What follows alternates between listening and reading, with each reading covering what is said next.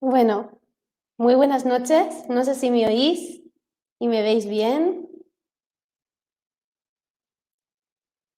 Em,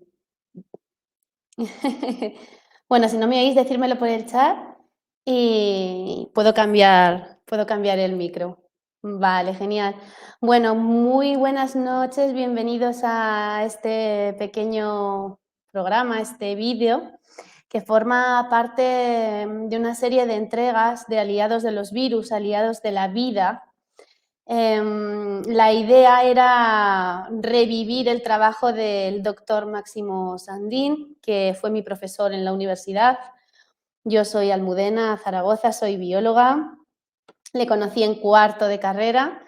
Él impartía la asignatura de origen y evolución del hombre y además daba antropología y ecología humana. Las continuas preguntas de sus alumnos y los debates que surgían en clase le hicieron ver que esos libros que él tenía anglosajones, darwinistas, no respondían a las preguntas que les hacían sus alumnos, ¿no? Que le hacían sus alumnos. Entonces él se embarca en una búsqueda del origen de las especies, en un estudio del darwinismo, que le hace dejar de publicar en revistas oficiales y le empieza a llevar a una vorágine de intentar avisar a sus alumnos, intentar divulgar, intentar articular una teoría de la evolución acorde con los descubrimientos en la biología que estaban teniendo lugar en las revistas científicas, ¿no? Tan inconexas y darwinistas como siempre, pero sin dejar de descubrir cosas maravillosas, pese a que estén atrapadas por el sistema. Y bueno, esa búsqueda le lleva a hacer un trabajo de investigación muy fuerte y de divulgación, llegando incluso a ser llamado desde universidades, por ejemplo, eh, de Brasil, Ecuador, divulgando por medio mundo, sobre todo el mundo hispanohablante, ¿no?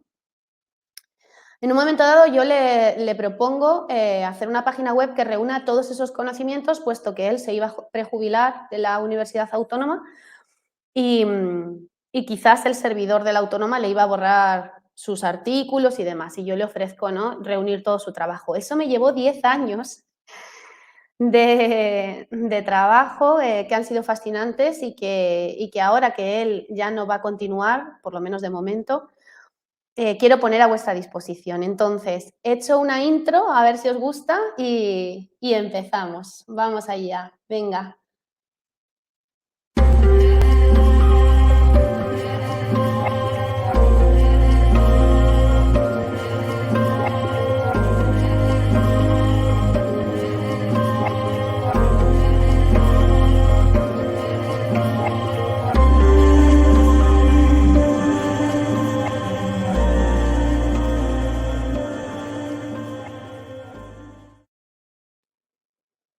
Bueno, voy a hablar aproximadamente durante 1 hora y después, si queréis, la media hora de después, os podéis guardar preguntas y si queréis debatimos, ¿vale?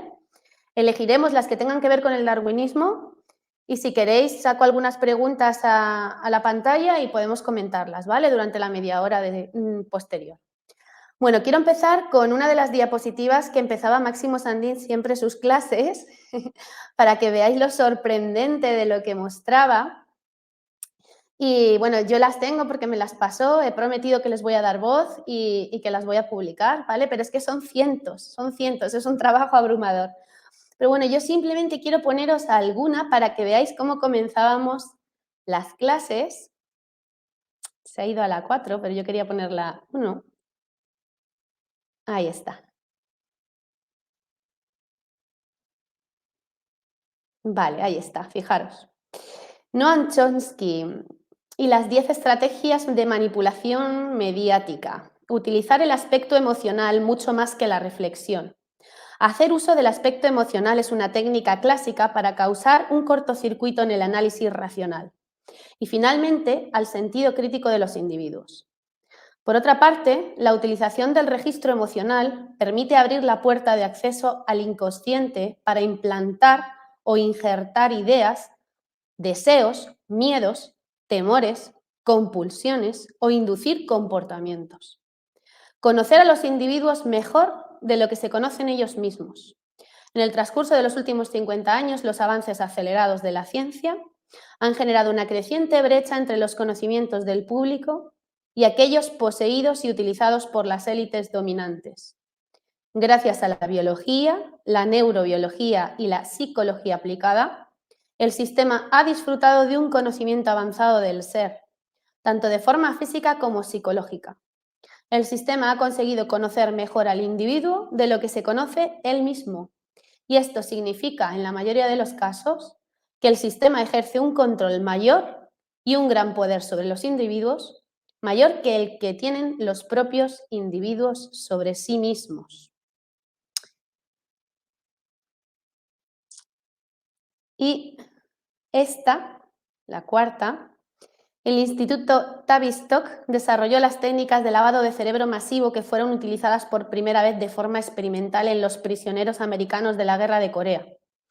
Sus experimentos en métodos de control de masas han sido ampliamente utilizados en el público americano, un sutil aunque vergonzoso asalto a la libertad humana, modificando el comportamiento individual a través de la psicología de tópicos. Este instituto, junto con la institución Hoover, maneja anualmente 150 millones de dólares, que hoy en día serán más, y tiene del orden de 3.300 empleados. Y lleva a cabo un programa de vigilancia para empresas y vastas operaciones de inteligencia para la CIA. Es la mayor institución de la costa oeste que promueve el control mental y las ciencias comportamentales. Bueno, pues para hacer una clase de biología de la universidad o una ponencia de Máximo Sandín, empieza muy fuerte, ¿no? Si esto nos lo cuentan en el año 2009, 2010, 2008, 2007, que era cuando él estaba en la universidad, o en las charlas que daba posteriormente, pues nos hubiésemos pensado que estábamos ante una teoría de la conspiración. De hecho, muchos lo pensaban en ese momento, ¿no? Hoy en día, después de lo que hemos vivido, y esas presentaciones tienen 10 años o más de 10 años, pues ha sido una cruda realidad para muchas personas, ¿no? Muchas personas además me han preguntado qué tiene que ver el darwinismo precisamente con esto, ¿no? Con lo que hemos vivido. Pues todo, tiene que ver todo. Los conceptos tan arraigados que las élites se han propuesto insertar en nuestra cabeza sobre el origen de la vida radican en el darwinismo. Y el darwinismo no es más que una manera de mantener el relato que las élites quieren para nosotros sobre la naturaleza porque les interesa. Y eso es lo que Máximo Sandín trataba de hacernos llegar mediante estas ponencias, ¿no?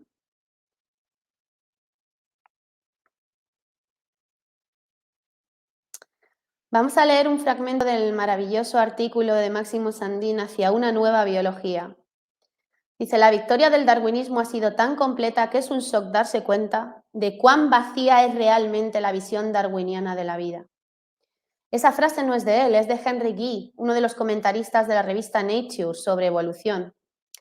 Es curioso que esa revista, que es la mantenedora de la ortodoxia darwinista en la ciencia, o una de ellas, junto con Science, haga suyo este comentario, ¿no?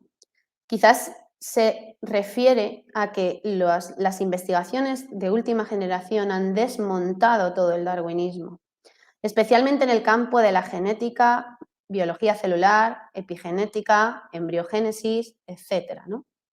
Han revelado fenómenos que han puesto de manifiesto la absoluta incompatibilidad de la teoría darwinista con la aparición real de las especies. Y las consecuencias de esto son obvias, ¿no? Y lo dice otro editorialista de Nature, Philip Ball. Los biólogos van a tener que construir una nueva biología. Y nos dice Máximo Sandín que tenemos por delante un duro trabajo científico por realizar, pero también tenemos una tarea previa, que es depurar la biología de la tan arraigada terminología darwinista cargada de conceptos y prejuicios deformadores de los procesos biológicos. Sin duda, el darwinismo ha creado tal confusión en la biología, es prácticamente una religión, que impide a los investigadores eso y la especialización tan arraigada que ha adquirido la biología, de tal manera que puede haber un biólogo que sepa sobre la proteína de la membrana o la proteína de la mitocondria del pez cebra y sepa cómo funciona esa proteína, pero no sabe ni lo que es el pez cebra, ni dónde vive el pez cebra, ni cómo es el ecosistema del pez cebra. Igual no ha visto un pez cebra en su vida, ¿no? La extrema especialización de la biología y la confusión que genera el darwinismo ha hecho que la biología sea un auténtico caos, que necesita una revisión previa, una depuración y una teoría unificadora de la evolución que acoja los descubrimientos de última generación que se han dado en la biología en estos últimos años. ¿Cómo quería Máximo hacer esto? Pues bueno, primero revisando la historia de la biología, es importantísimo, importantísimo.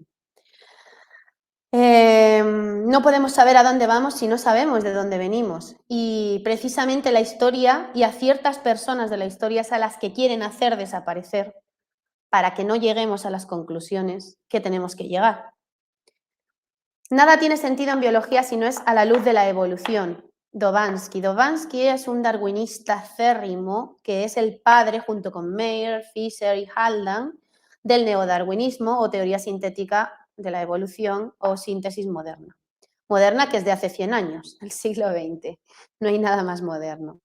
Que desmontaré en el segundo episodio de Origen de la Vida, ¿vale? No me voy a meter en la teoría sintética de la evolución, en el neodarwinismo, porque tenemos que ir paso a paso, pero lo haré, ¿vale? Porque Máximo la desmonta de manera magistral en uno de sus libros, el papel, la función de los virus en la evolución, y quiero contároslo bien, ¿vale? Para el siguiente. Pero pongo esa frase ahí porque me gusta mucho, porque es cierto que nada tiene sentido en biología si no es a la luz de la evolución. ¿Qué es la evolución? Pues nos lo dice Máximo Sandín en este maravilloso libro, ¿no? De Lamarck y los mensajeros, la función de los virus en la evolución. La teoría de la evolución es, sobre todo, un intento por parte del hombre de explicar su lugar en la naturaleza y, por tanto, su sentido. En el fondo, este es el objetivo de todas las ramas del saber entendidas como la búsqueda del conocimiento. Las ramas del saber, como debía ser la biología, las matemáticas, la física, filosofía, etcétera, ¿no? Quizá la filosofía es la que reúna todas esas ramas de pensamiento. Se debía de conocer o se debería de entender como la búsqueda del conocimiento, del estudio de la vida. Sin embargo, hoy en día ha sido comprada por las farmacéuticas, la biología, y ha dejado de ser una ciencia y ha pasado a ser una tecnología, es decir, solamente se estudia para una aplicación para poderlo vender. Solamente estudio este virus para ver si puedo encontrar un antivirus y este antivirus lo puedo patentar y me lo va a comprar una farmacéutica. Estudio esta tecnología a ver si me la compra esta empresa para poder hacer dinero. Es decir, no se estudia para conocer la vida. Eso ha dejado de ocurrir desde la revolución industrial, sino que se estudia para aplicar. Por lo tanto, la biología ha perdido su esencia de ciencia para el conocimiento y ha pasado a ser prácticamente tecnología, como todo en nuestra era. Es curioso que los biólogos no sepan, o la mayoría de los biólogos no saben, o yo por lo menos no lo sabía, y mis compañeros de universidad tampoco, que la palabra biología la acuñó Lamarck, el caballero de Lamarck, Jean-Baptiste Lamarck. La acuñó y la definió por primera vez en un libro que se llama Hydrogeology, en el que la define como una de las 3 partes de la física terrestre, que comprende todo lo que se relaciona con los cuerpos vivientes y particularmente su organización, su desarrollo, su composición creciente con el ejercicio prolongado de los movimientos de la vida, su tendencia a crear órganos especiales, a aislarlos, a centralizar su acción en un hogar, en un ecosistema. Lamarck describe la biología como una tendencia que tiene la vida a organizarse, ¿vale? Ya veremos que con el darwinismo desaparece esa tendencia, esa dirección. Es todo al azar, todo mecánico, todo aleatorio, nada tiende a nada más que al azar y ya está, ¿no? Y a la perfección y a los más aptos, no atiende a nada más. Sin embargo, los estudiosos de la biología, que un siglo antes que Darwin, en el siglo de las luces, el siglo XVIII, están intentando describir la naturaleza, la describen de una manera totalmente diferente a cómo se hará 100 años después. Y es Lamarck el que acuña la palabra biología por primera vez, cosa que casi ningún biólogo sabe porque la idea es tapar todo lo que tenga que ver con Lamarck. Y además tapar a los padres de las ciencias naturales, ya que se explican en la universidad de forma muy acelerada y muy resumida. Por ejemplo, el conde de Buffon, que fue una de las personas más notables de las ciencias naturales. Se puede casi considerar el padre de las ciencias naturales. Buffon tenía conocimientos en derecho, en física, en matemáticas, en botánica y en medicina, y pretendió aunar el conocimiento que se tenía sobre el ser humano en 44 tomos que llamó Historia Natural. Estableció las bases de las ciencias naturales, como comentaba, aportó el término teoría, sistema, hipótesis. Trató la embriogénesis, es decir, la formación de los embriones en el interior de su madre, como el origen de las estructuras morfológicas. Y apostó por el transformismo. Transformismo es una palabra que el darwinismo ha hecho desaparecer, ¿vale? El transformismo es la fuente de aparición de las especies, es decir, cuando un anfibio se transforma en un reptil, ¿vale? Pasa a ser un taxón nuevo, más complejo en el registro fósil, más reciente. A eso se le denominaba transformación al origen, ¿vale? El darwinismo ha hecho desaparecer la palabra transformación.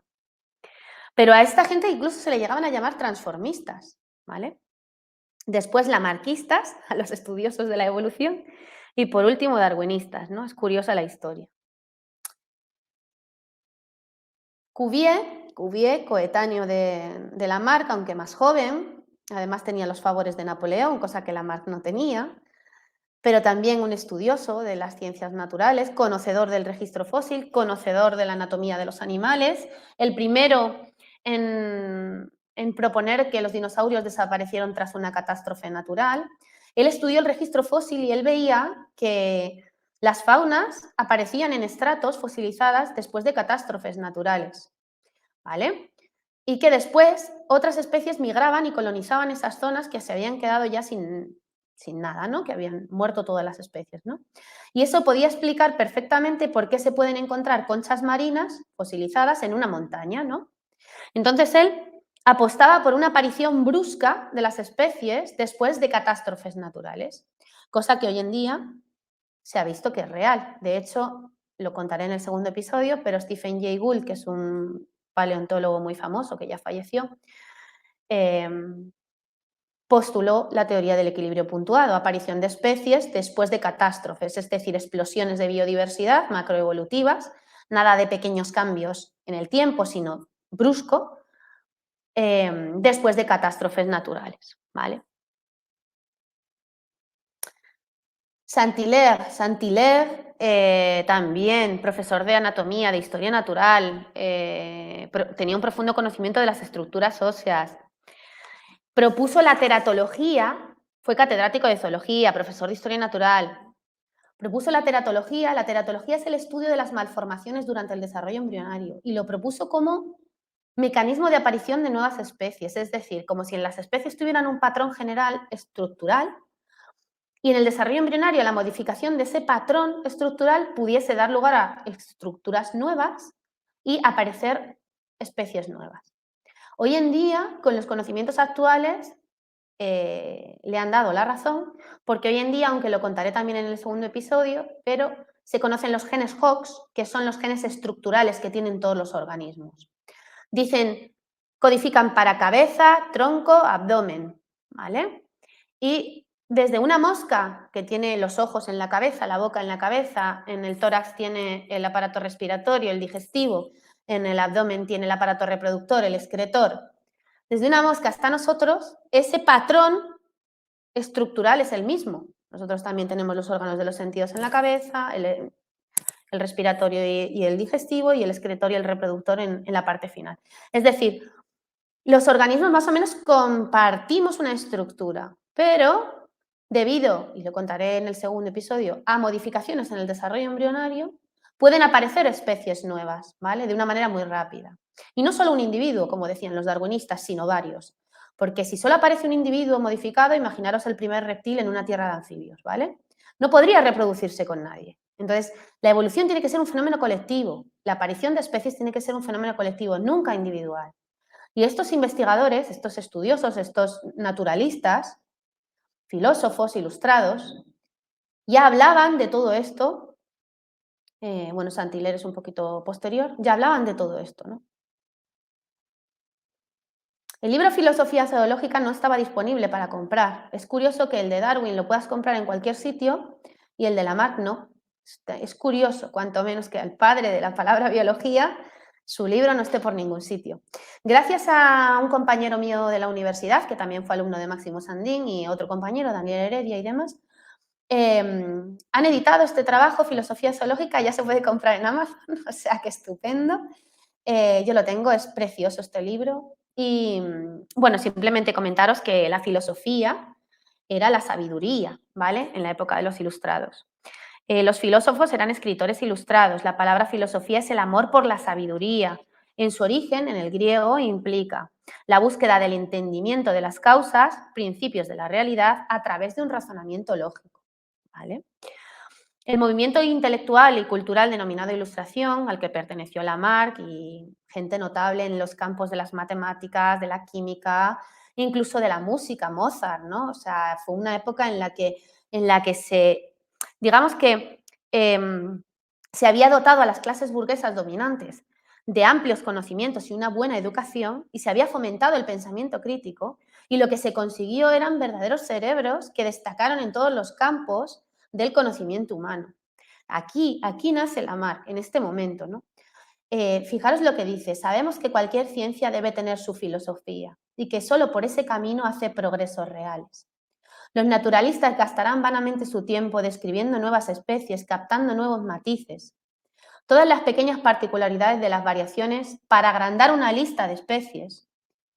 Pero si la filosofía de la ciencia se descuida, sus progresos no serán reales y la obra quedará imperfecta. ¿A qué se refería Lamarck con esto? Que si no se crea una teoría unificadora de la evolución que explique la biología, la aparición de la vida en la Tierra, ¿vale? Y cómo se interconecta esa vida, no sirve de nada seguir sumando conocimientos, seguir sumando especies a la lista de especies, si no comprendemos la biología, si no tenemos una teoría unificadora. Esa teoría debía ser la teoría de la evolución que estos naturalistas y profesores de universidad estaban desarrollando, ¿no? Estaban construyendo. Pero todo queda en nada cuando aparece el darwinismo. La palabra evolución y transformación que mencioné antes, la palabra evolución como tal tampoco es de Darwin, es de Frédéric Girard, un botánico y biólogo que vivió en el siglo XIX y que acuñó por primera vez el término evolución, refiriéndose a la transformación de las especies a lo largo del tiempo por acción directa del medio ambiente. Fijaros en el término transformación, ¿vale? Que después se radica. Porque si, según el darwinismo, las especies van cambiando poquito a poco, no se pueden transformar. Una transformación significaría un cambio brusco en la anatomía, ¿vale? De la morfología del individuo. Por eso hacen desaparecer el término transformación. Pero la evolución en sí, digamos que sería la transformación de las especies a lo largo del tiempo, y no al azar, sino por acción directa del medio ambiente, ¿vale?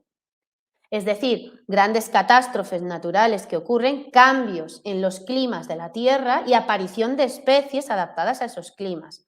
Cuando la vida solo era posible en el mar, existían miles de organismos marinos. Cuando por fin la vida en la Tierra fue posible gracias al oxígeno y a las bacterias y los virus que estaban nucleando las nubes y estaban haciendo las bacterias la fotosíntesis, se coloniza la Tierra. Cuando hay un montón de oxígeno aparecen los árboles, aparecen artrópodos gigantes, aparecen los primeros anfibios, precisamente coincidiendo con una época en la que la Tierra estaba encharcada y aparecen los primeros anfibios que pueblan la Tierra. Cuando la Tierra se empieza a desecar, aparecen los reptiles, adaptados a esas condiciones de vida de desecación. Y cuando empieza a haber unas glaciaciones fuertes, una bajada de la temperatura de la Tierra, Aparecen los mamíferos con su pelo y su homeotermia, su capacidad de regular la temperatura corporal. Es decir, la evolución, la aparición de especies de vida en la Tierra tiene una dirección, es decir, va en un aumento de la complejidad. Pero es que además no es aleatoria, atiende a catástrofes naturales. Esa es la diferencia del concepto.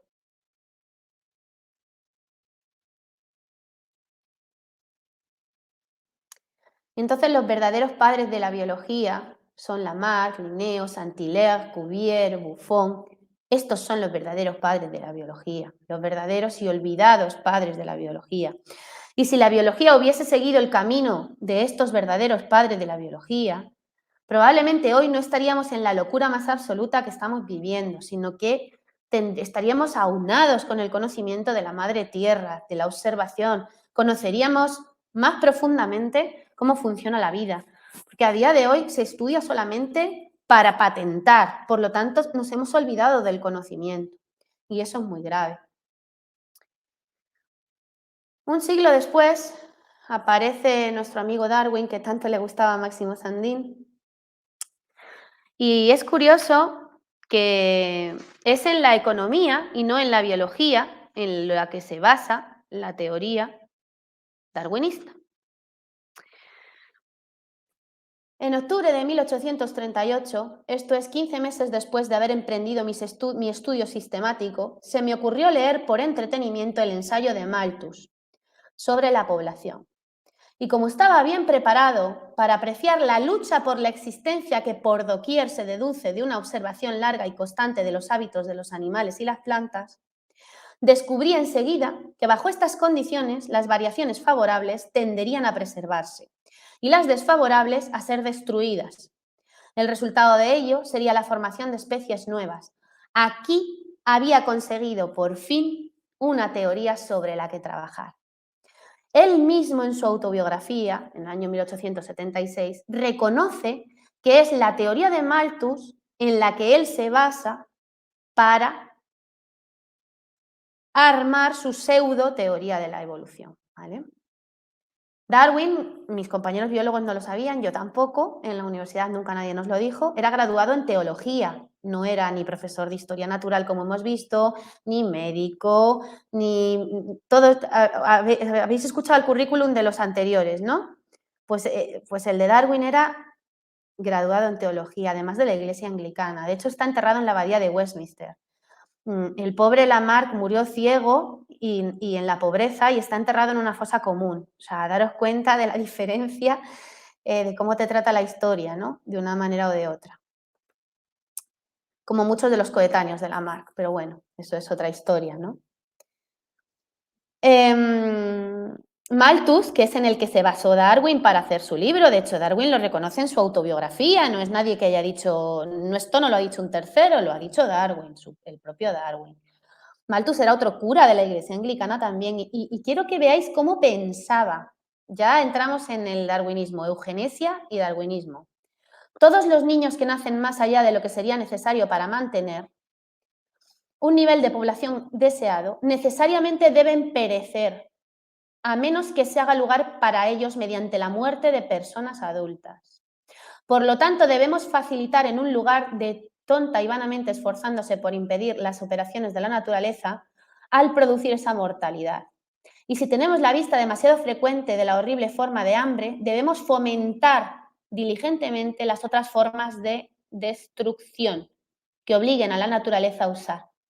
En lugar de recomendar limpieza a los pobres, debemos fomentar los hábitos contrarios, pero sobre todo debemos reprobar remedios específicos para enfermedades devastadoras y refrena a esos hombres benévolos, pero muy equivocados, que han pensado que están haciendo un servicio a la humanidad, protegiendo esquemas para la extirpación total de enfermedades particulares.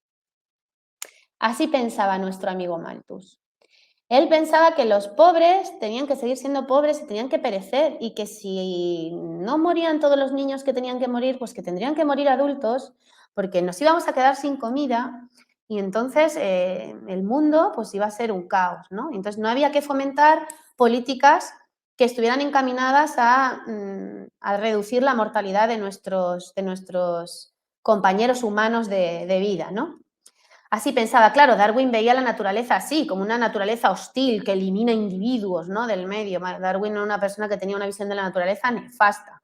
Yo cuando voy a la naturaleza, aunque esté viendo cazar un león, también le estoy viendo dar besos a su cachorro, estoy viendo un atardecer espectacular, estoy viendo una migración de aves, estoy viendo una maravilla ante mis ojos, una verdadera maravilla la naturaleza. Aún me quedo boquiabierta cada vez que veo un atardecer. Pero, sin embargo, por ejemplo, esta gente, debido a su cultura, ellos veían la naturaleza como algo hostil, ¿no? Algo cruel, y eso no es real. Y esa visión ha llegado hasta nuestros días.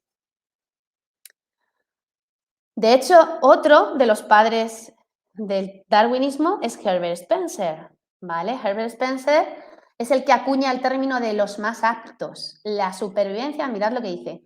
Esta supervivencia del más apto, que he tratado aquí de expresar en términos mecánicos, es lo que el señor Darwin ha llamado selección natural o la preservación de las razas favorecidas en su lucha por la vida.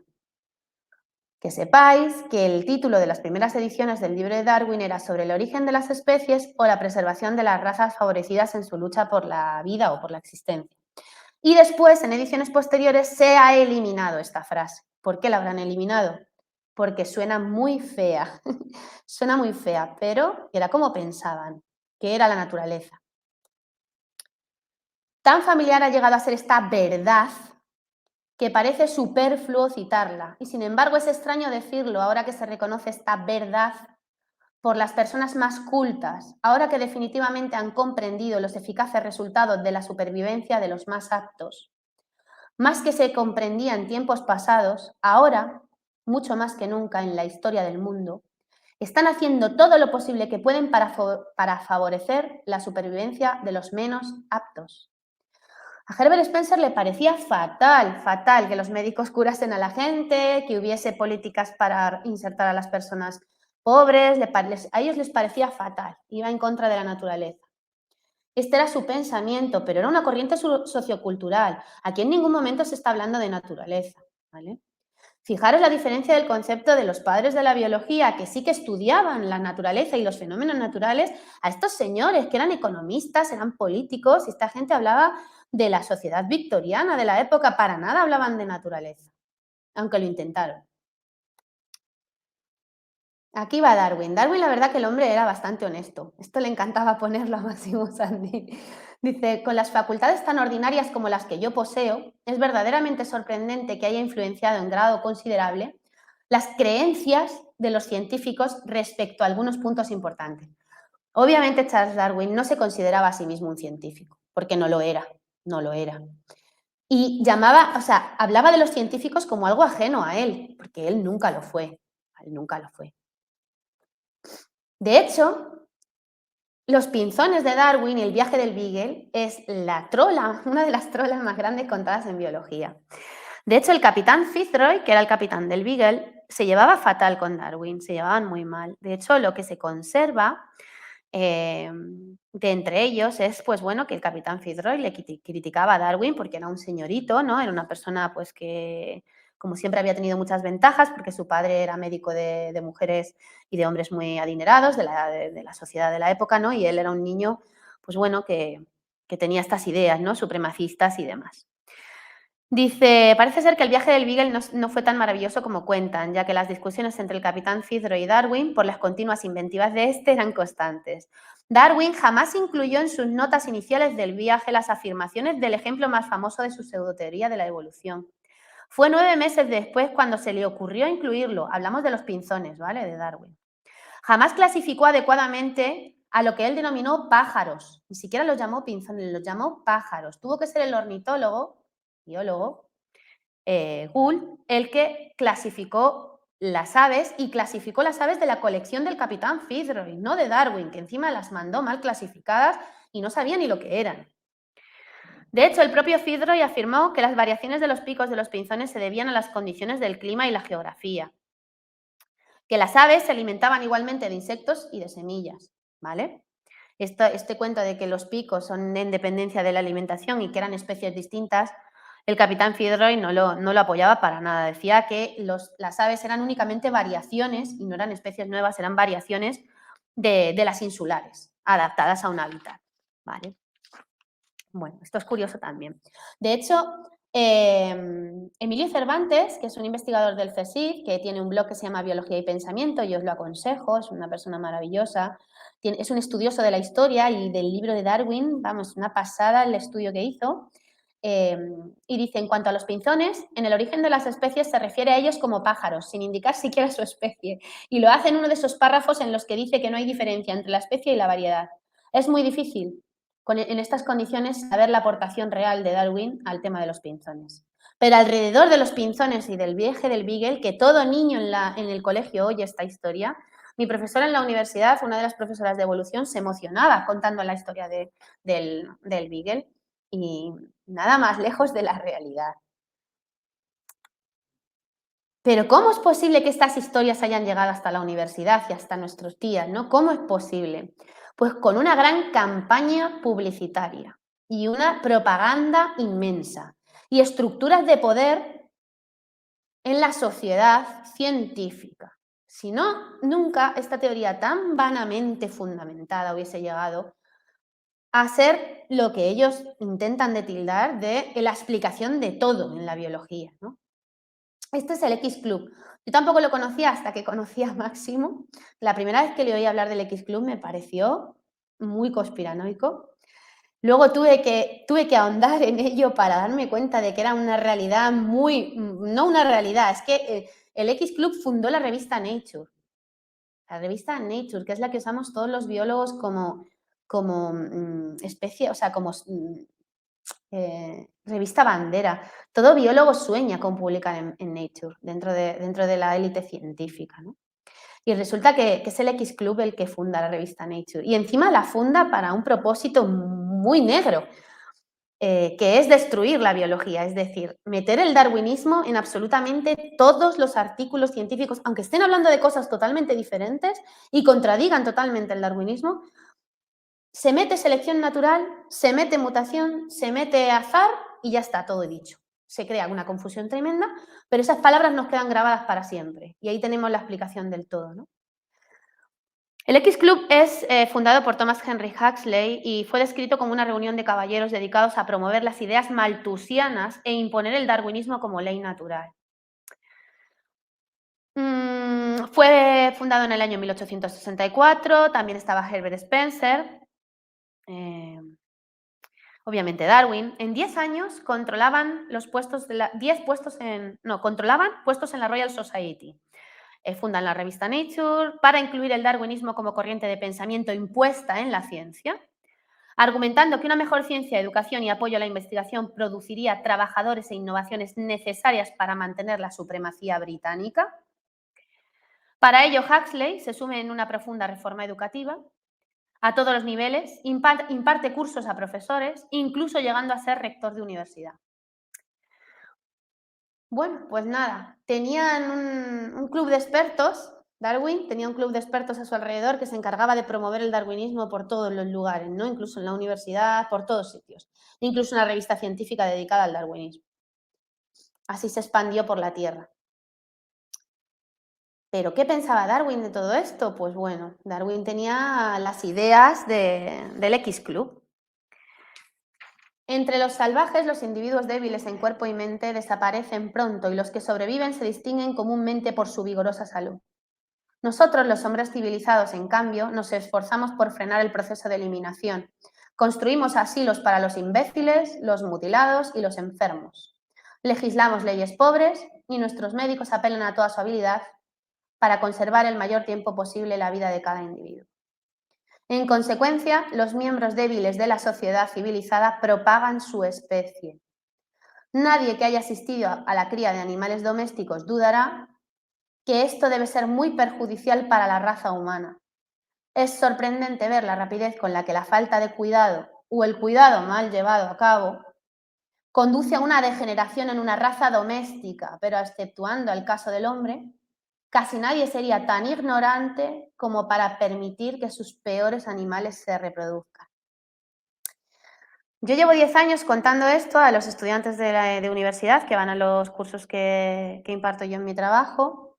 Tengo una ponencia sobre esto, sobre bacterias y virus y el darwinismo. para intentar que llegue al máximo número de personas posibles. Lo meto entre el origen de la vida, lo intento meter en todo lo que puedo para que llegue lo más lejos posible.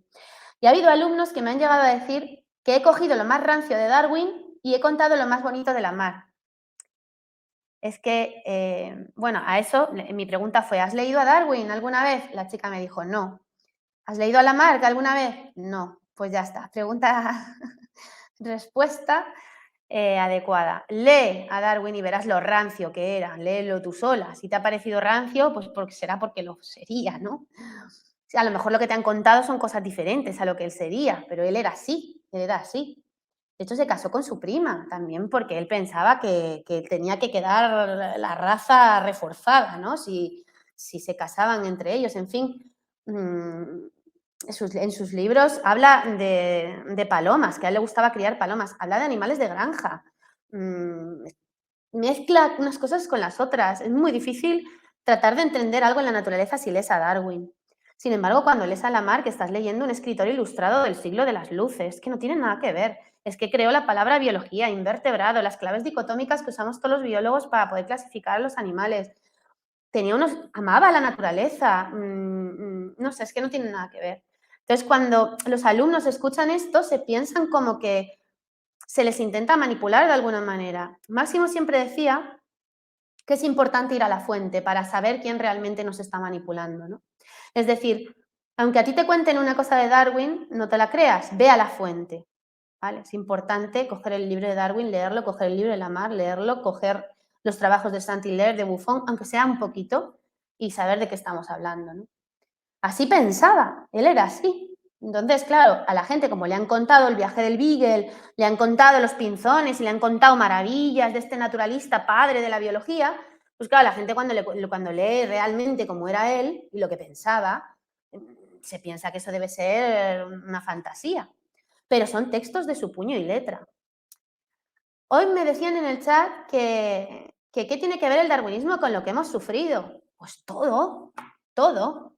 Es que seguimos viviendo en una sociedad donde las élites son maltusianas. Y todo lo que nos viene de la ciencia y de la biología es maltusiano y es darwinista. Mirad el príncipe Felipe, el duque de Edimburgo, que falleció el año pasado. En el caso de que me pudiese reencarnar, me gustaría hacerlo como un virus mortal para ayudar a resolver el problema del hacinamiento. Es que siguen pensando igual.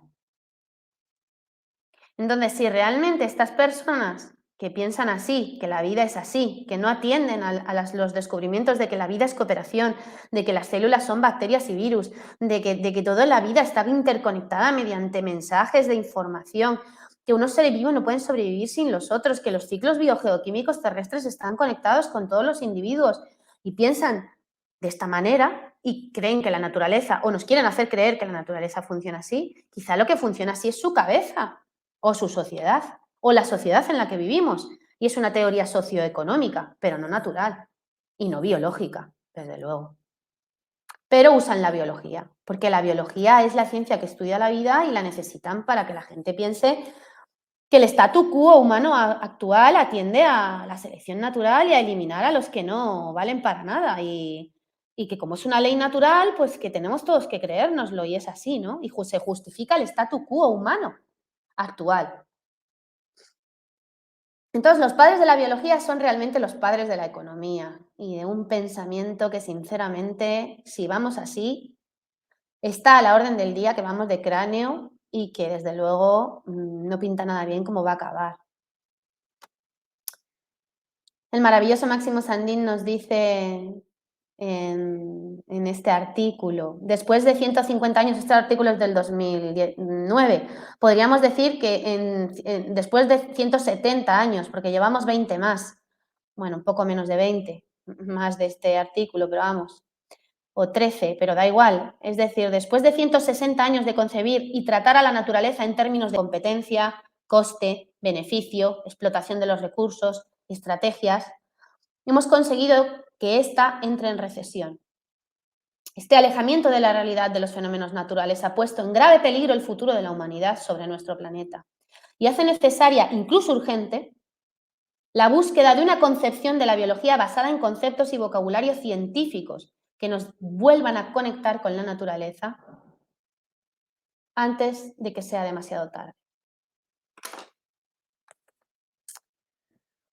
Esto me gusta mucho porque hoy en el chat alguien nos ha dado el ejemplo de qué pasa cuando intentas criticar el darwinismo. Que de repente aparecen fanáticos que te llaman creacionista. A mí lo de creacionista me recuerda a negacionista, o negacionista me recuerda a creacionista, porque creacionistas del siglo XIX y negacionistas del XXI. Cuando alguien intenta criticar el darwinismo, se le llama creacionista. Cuando alguien intenta criticar que las farmacéuticas hayan comprado nuestras vidas y estén experimentando con nosotros, se le llama negacionista. Pues lo mismo, llevan utilizando las mismas estrategias desde hace 200 años, se repite la historia, con otros actores. El lugar del hombre en la naturaleza. Bueno, a ver si os lo puedo explicar bien porque esto es importante, ¿vale? Thomas Henry Huxley publica en un momento dado un artículo que se llama El lugar del hombre en la naturaleza, ¿vale? ¿Por qué lo hace? ¿Por qué lo hace? Bueno, en general la ciencia fuera de Gran Bretaña en los siglos XVIII y XIX se concebía la evolución, la aparición de las especies, como algo que ocurría de manera no aleatoria, algo que ocurría de forma dirigida. Digamos que con los poderes cognitivos de la humanidad que representan como el pináculo del proceso evolutivo, es decir, el ser humano, o sea, la evolución iría, lo que os comentaba antes, en una creciente complejidad, porque desde una medusa o un pólipo en el periodo ediacarense hace 600 millones de años, o de bacterias y virus hace 4.000 millones de años, al ser humano, pues hombre, alguna dirección hay, por lo menos en cuanto a la complejidad, ¿vale? Entonces, la evolución se comprendía como eso, como un fenómeno en el que se había ido la complejidad aumentando hasta el ser humano que se consideraba un ser especial. Sin hablar del origen, ¿vale? Aquí no estamos hablando de religión, yo ni mucho menos, no hablo de ningún tipo de religión, hablo de ciencia, es decir, lo que se veía en el registro fósil era, desde bacterias hasta humanos, pues una dirección en cuanto a complejidad, siendo el ser humano, que es un ser que en cuestión de 20.000 años ha revolucionado el planeta entero con su tecnología, su inteligencia, etcétera, pues se le comprendía como algo especial que había aparecido, se iba a transformar en la Tierra, ¿no?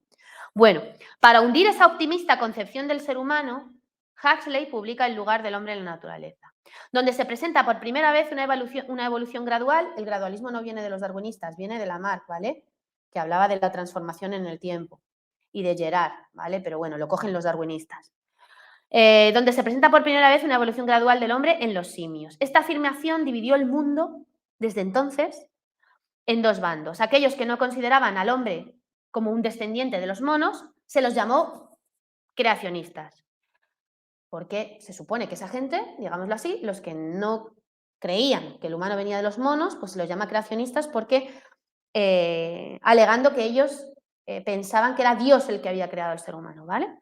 Y los que aceptan el argumento de Huxley, a partir de ese momento se los llama darwinistas, ¿vale? O sea, fijaros qué distorsión de la realidad, cuando realmente la gente criticaba esta teoría por las inconsistencias que se veían en el registro fósil. Bueno, esto nos ha quedado hasta el día de hoy. De hecho, hoy una chica en el chat ha dicho, el que no crea en la evolución es un creacionista, y ser un creacionista en el siglo XXI es ser subnormal. O sea, fijaros el fanatismo que hay desde el siglo XIX hasta la actualidad con el tema del creacionismo. ¿Harán lo mismo con los negacionistas dentro de 200 años? ¿Seguirán llamando negacionista al que no quiera inyectarse una terapia experimental? Increíble. Entonces, no es que no vengamos de los monos, ¿vale? Que me dicen por ahí, siempre lo dudé. A ver, la cosa no es venir o no venir de los monos, ¿vale? La cosa es que de esta manera, lo de venir de los primates lo explicaré en el episodio 2, ¿vale? Donde explico dónde se originan las especies y explico de qué grupos de simios aparecen el primer registro fósil humano, ¿vale? No voy por ahí. Voy porque ellos consiguieron que cualquier crítico al darwinismo fuese tildado de creacionista y, por tanto, apostando que Dios creó al humano. O sea, y eso no es real. Cualquiera que critica el evolucionismo del Darwin no tiene por qué creer en Dios, ¿vale? No tiene nada que ver, no tiene nada que ver. Es decir, yo critico a Darwin y critico el darwinismo porque yo no creo que hayan aparecido las especies como ellos dicen, las más aptas seleccionadas por la selección natural en su lucha por la existencia de la vida. Eso no tiene nada que ver con cómo aparecen las especies, que aparecen de forma brusca en el tiempo, adaptadas a los ecosistemas, tras catástrofes naturales, por reorganizaciones cromosómicas, por inserciones en el genoma de información. O sea, es que no tiene nada que ver. Entonces, claro, ellos al crear este término invalidan a todo crítico que exista en el mundo y ya está. Pero voy a contaros más sobre los creacionistas. ¿Quiénes eran realmente los creacionistas? ¿Quiénes creían realmente que Dios había creado la vida en la Tierra? Esto es mío, ¿vale? Esto es una parte que he ampliado yo de lo de Máximo y gracias a Naira que me tradujo del alemán estos textos porque, ostras, fue gordo. Resulta que este señor, Heinrich von Georg Braun, es un biólogo alemán que Darwin le dice que traduzca su libro al alemán, ¿vale? Se lo pide por favor en una carta. Este señor hace la primera traducción al alemán del libro de Darwin y añade un capítulo final en el que él pone un poco cómo ha visto la obra de Darwin y da su opinión, ¿no? Bueno, por ahí lo encontraréis como que fue una crítica. Naira y yo, que Naira lo ha traducido del alemán y yo me lo he leído y Naira también, la compañera de biólogos, os aseguro que no era ninguna crítica. Poco y más, y era un halago al trabajo de Darwin. De hecho, fijaros cómo resume el libro de Darwin este hombre Braun. Bueno, tan amigos fueron que se enviaron 14 cartas después de que este hombre publicase la traducción de Darwin con un capítulo adicional, ¿eh? Cuidado, o sea, hasta incluso entre ellos se llevaban genial. Fijaros. La teoría de Darwin se puede resumir de la siguiente manera. Gracias, Naira, por esta traducción porque fue importante, ¿vale? El creador insufló vida en unas pocas formas de plantas y animales, quizás solo una, como resultado de lo cual estos organismos pudieron crecer y propagarse en diferentes direcciones. La selección natural consiste en adaptación continua de formas de vida a las condiciones externas. Dice, así 10.000 o 100.000 generaciones surgirá la lucha entre los organismos perfeccionados. Esto de perfeccionados a Darwin le encantó. Le encantó tanto que lo metió en textos posteriores después de conocer a Braun, lo del perfeccionamiento de la raza, ¿vale? Sobre el origen de las especies en los reinos animal y vegetal a través de la crianza natural o la preservación de las razas. Aquí también hay algo interesante. Dice, la naturaleza favorece la reproducción de los individuos provistos con una desviación útil y acumula en la descendencia posterior como un ganadero, en la mejora de su proceso de cría, como un ganadero, porque Darwin basó todo su libro en animales de cría. Y fijaros, este hombre dice el creador, insufló vida en unas pocas o en una criatura, el creador. Darwin, en su segunda edición, publicada nada más que un mes después que la primera, incluye en el párrafo final de Sobre el origen de las especies, existe grandeza en esta visión de la vida con sus diversos poderes, habiendo sido insuflados por el creador a pocas formas o únicamente una. Pero, o sea, daros cuenta que Darwin era graduado en teología, Braun era profundamente religioso y Malthus era cura de la iglesia anglicana. O sea, los creacionistas de verdad eran ellos, pero han revertido la historia de tal manera que parezca que cualquier crítico del darwinismo es creacionista, cuando en realidad los creacionistas eran ellos. Ellos eran los que pensaban que era Dios el que había creado las primeras formas de vida en la Tierra. Y estaba claro, por su cultura, por su formación. Daros cuenta que retorcida es la historia y de qué manera tan anormal nos la han implantado en el cerebro. Hasta tal punto que llega el día de hoy, que una chica por el chat nos ha llamado subnormales a los que no creíamos en la teoría de la evolución, que no es eso, que no es eso, que es el término creacionista, que eso es como el término negacionista. Es una manera de desacreditar a los críticos, porque realmente creacionistas, si nos ponemos serios, eran Darwin y todos sus coetáneos, como era normal en la época. De hecho, Darwin, y lo repetiré siempre, está enterrado en la abadía de Westminster. 20 euros te cobran por entrar. O sea, a ver su tumba y las de la demás gente que está allí. En fin. Bueno, ya voy terminando, chicos. Del estudio de la naturaleza a su dominio y destrucción más absoluta. De los maravillosos pensamientos de Lamarck y sus coetáneos del siglo de las luces, observar la naturaleza, estudiar los productos, buscar las relaciones generales y particulares que han ido imprimiendo en sus caracteres y finalmente intentar comprender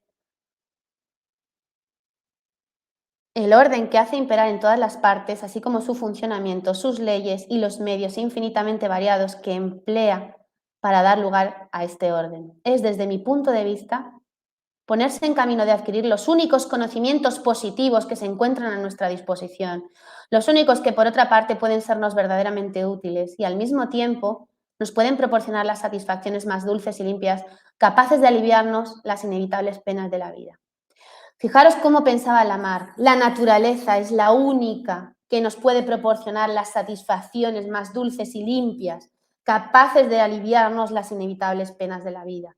Observar la naturaleza, conocer sus productos. Esta es la verdadera biología. No es nueva, no es nueva. Es la biología del siglo de las luces. Y recoge el conocimiento anterior. No fueron los primeros en estudiar la naturaleza, ni mucho menos, ni mucho menos. Pero sí que fueron los padres de la biología moderna, los verdaderos padres de la biología moderna, que establecieron las bases de esta como ciencia, ¿no? Entonces, pues bueno, cuando lees esto y lees esto, en todo país bien poblado la selección natural obra mediante la competencia de los habitantes y por consiguiente lleva la victoria en la lucha por la vida, solo ajustándose al tipo de perfección de cada país determinado. ¿Veis lo de perfección, eh? Cómo le gustó el término de George Brown, ¿no? El de perfección, que luego me lo metía en todos los textos y ediciones posteriores, el perfeccionamiento de la raza. Metiéndome por Brown, acabé en el nazismo, no os digo más. En la biología de la Alemania nazi, yo dije, bueno, increíble. Cómo se fue desarrollando la historia. Si alguien quiere tirar por ahí y seguir investigando y contarnos algo en el canal de Telegram, pues mira, bienvenido sea. Yo ya cuando llegué hasta ahí paré y dije, bueno, vamos por otro lado que me empieza a liar. Pero estaba claro, ¿no? De aquí el que los habitantes de un país, generalmente los del país menor, sucumban ante los habitantes de otro, generalmente el mayor, pues en el país mayor habrán existido más individuos y formas más diversificadas y las competencias habrán sido más severas y de este modo el tipo de perfección se habrá elevado. La perfección en la naturaleza es absurda, porque si cada vez se selecciona el más perfecto, los feos no existirían. Imaginaros un montón de ciervos. El ciervo padre de Bambi con unas astas, una musculatura, se reproduce con muchas hembras, es maravilloso, ¿no? Y luego está el otro, el patizambo, con un cuerno para un lado, todo lleno de garrapatas. Pasen las generaciones que pasen, los ciervos llevan aquí 10 millones de años. Seguirá habiendo ciervos feos, seguirá habiendo ciervos guapos. Si cada vez se seleccionara el perfecto, los guepardos, como decía Máximo Sandín, irían a velocidad Mach 3. Cada vez el más rápido, el más rápido, el más rápido, el más rápido. Al final, ¡fium!, no lo veríamos al guepardo. Siempre ponía ese ejemplo en clase, me hacía mucha gracia. La aparición de las especies en la Tierra no va por ahí. Cuando aparecen colectivos de especies nuevas más complejas que se modifican en el desarrollo embrionario por la adición de información genética y las condiciones del ambiente. O sea, no va por el azar y los perfectos y los más aptos, no tiene nada que ver. Y ya por último, vamos a desmontar el concepto de selección natural, que a Máximo le encantaba desmontarlo y entonces te quedabas con la boca abierta y ya no sabías ni a qué atender. La selección natural, como nos dice Emilio Cervantes, este investigador del CSIC, es un juego de palabras basado en una serie de errores graves que cometió Charles Darwin. Primero, tomar a la granja como modelo de la naturaleza. Nada que ver. El segundo, confundir una variedad con especie. Tampoco nada que ver. El tercero, ignorar que las granjas nunca se obtienen especies nuevas, que lo que se obtienen son variedades y que para obtener variedades no basta con la selección, puesto que el proceso no se llama selección, sino mejora genética. Ahí Darwin confundió la parte con el todo, llamando selección a lo que se conoce como mejora, y una serie de errores necesarios para desarrollar su pseudoteoría de la selección natural, puesto que sin dichos errores la teoría se llamaría mejora natural, y eso no tendría ningún sentido, ¿verdad? Pero os la voy a desmontar al estilo de Máximo Sandín, que os va a encantar. Aquí veis un cesto de manzanas, de muchos colores. Si yo quiero seleccionar las manzanas rojas, las manzanas ya tenían que estar ahí para ser seleccionadas, ¿no? Por lo tanto, el origen de las especies, como decía la maravillosa bióloga Lynn Margulis, que murió en el año 2011, y que contaré cosas de ella en el siguiente episodio, porque ella sí propuso una teoría para el origen de las especies. Como decía Lynn Margulis, Darwin en su libro del origen de las especies nunca explicó el origen de las especies. Porque si las manzanas ya tenían que estar ahí, no explica el origen. Si tú seleccionas algo, lo que seleccionas ya tiene que estar ahí para ser seleccionado. Por lo tanto, no explica el origen de las especies. Y además, la selección natural no explica la variabilidad de vida en la Tierra, los 5 millones de especies de artrópodos que hay en la Tierra, los miles de millones de bacterias que hay en la Tierra, de aves, mamíferos, plantas, líquenes. Porque si solo se seleccionan las rojas y las rojas y las rojas y las rojas, lo que se tendería es a una homogenización. Es decir, se conservarían ciertos caracteres continuamente y no se vería la variabilidad tan brutal que hemos visto en el Cámbrico, en el Pérmico, en el Paleozoico, en el Cenozoico, explosiones que los dinosaurios han vivido en la Tierra, que ha habido lagartos gigantes, que ha habido arañas de 1,5 metros de diámetro, miriápodos del tamaño de un coche, bacterias miles, solamente en 1 mililitro de agua hay del orden de 10 elevado a 8 partículas virales. O sea, la vida es tan diversa que si de verdad se seleccionaran solamente unos individuos, se tendería a conservar y no habría variabilidad. Y además, la selección no explica el origen. Vale, importante. Entonces, como bien nos diría Máximo en este maravilloso artículo también, Lamarck y la venganza del imperio, el imperio mató a Lamarck y al mismo tiempo mató a la biología.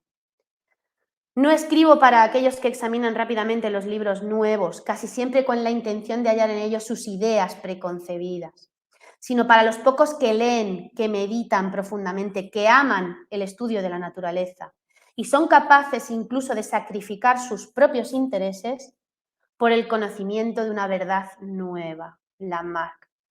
Fijaros cómo pensaba, nada que ver. Y sin más, chicos, os doy las gracias a todos. El próximo capítulo será el miércoles a las 9:30, porque todo el mundo me dice, Jolín, ¿nos has desmontado el darwinismo? Bueno, a Máximo también se lo decían, es lógico, pero no nos explicas bien cómo aparecen las especies en la Tierra, cómo se diversifican, si no es por selección, entonces, ¿cómo puede ser?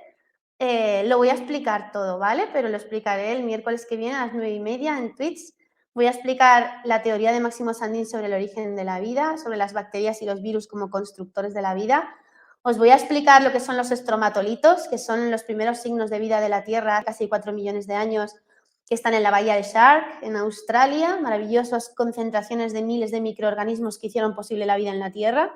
Y os voy a explicar los primeros pasos de la Etoli, Tanzania, de una familia de Australopithecus caminando bípeda, todos juntos, y por primera vez cuando aparecen los humanos en la Tierra, los del género Homo, dónde aparecen, cómo aparecen, qué circunstancias climáticas hicieron posible ese salto, esa transformación, como les gustaría a los lamarckianos llamar, ¿no? Esa transformación de especies basales en especies más complejas, ¿no? ¿Cuál es la explicación que Máximo le ha dado a todo este entramado de la vida?